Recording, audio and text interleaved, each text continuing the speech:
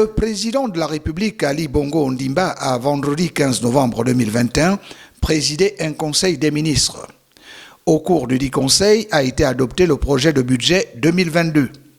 Les membres du gouvernement ont félicité le chef de l'État pour sa participation le 24 septembre dernier par visioconférence à la 76e session ordinaire de l'Assemblée générale de l'ONU.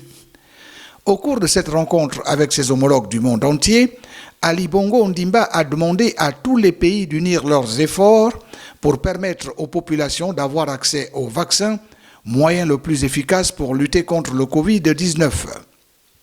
Le même jour, vendredi 15 octobre 2021, le président de la République a reçu en audience le bâtonnier de l'Ordre national des avocats du Gabon, Maître Luben Tuntum.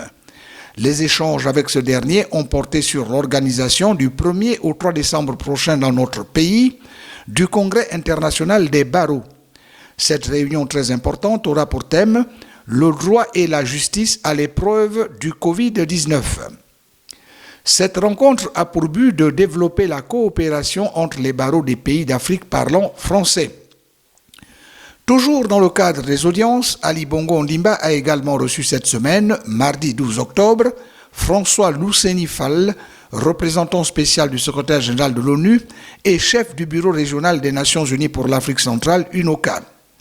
Le diplomate onusien est venu féliciter le président de la République pour sa manière de traiter les questions des droits de l'homme et pour le rôle qu'il joue dans la préservation de l'environnement.